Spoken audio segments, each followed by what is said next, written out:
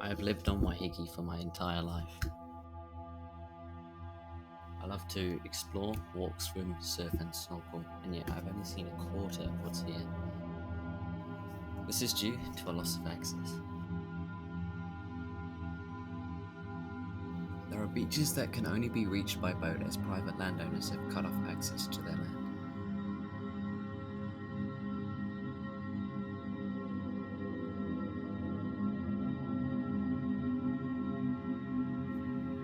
One beach I would really like to explore is Cactus Bay.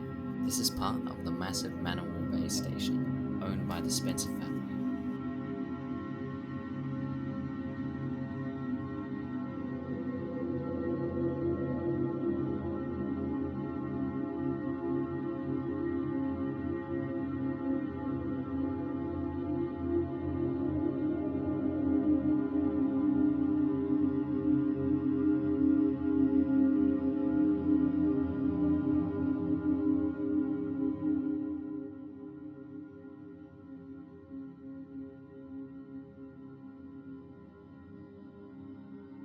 How was Waiheke for you when you were growing up? Well, after coming from England, it was the starting to my life really, because we just came here. There was no power, and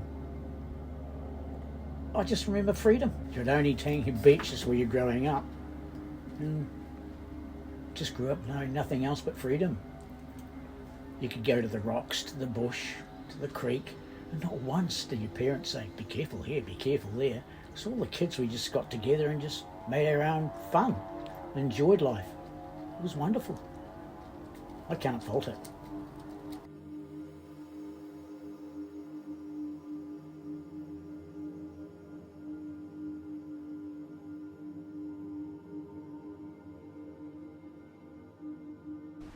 What was your favourite area to explore on Waiheke?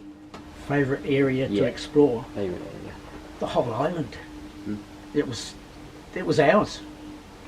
If we wanted to go somewhere, we just went. There was nobody.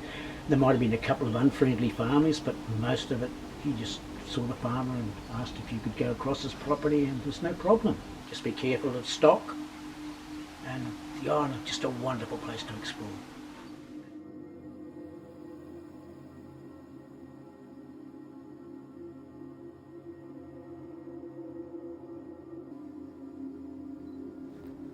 What does the loss of access mean to you?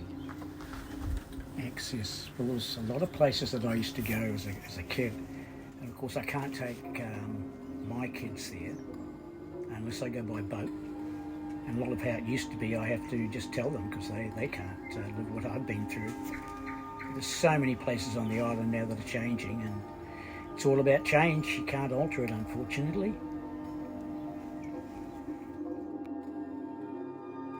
This photo was taken of me at Cactus Bay in 1999. We'd park at the top of the road, climb over the fence and walk down the steep hill through gorse bushes and long grass down to the big rock at the bottom, then make our way over the rocks to the beach. We used to visit Cactus Bay a lot when I lived there full time in the 90s, but I visited a lot as a kid. We'd roam over to Stony Batter. Stony Batter, which is part of this huge station, is a very important place for me. I have lots of memories of running around the boulders, visiting Second World War tunnels, but what if I told you that there was a court case that lasted over 20 years to try and remove land access to this place?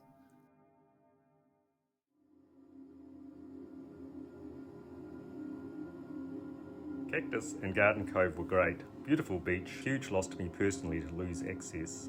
I loved that little bay and the walk down from the road.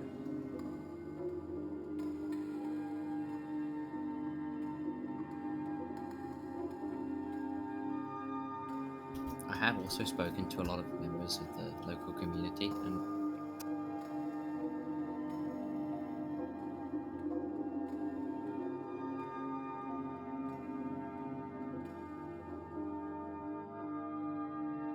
politely asked if I could access the beach, like Cactus Bay, and they declined, and they said it was unlikely to ever be a possibility, but I could still explore Stony Batter.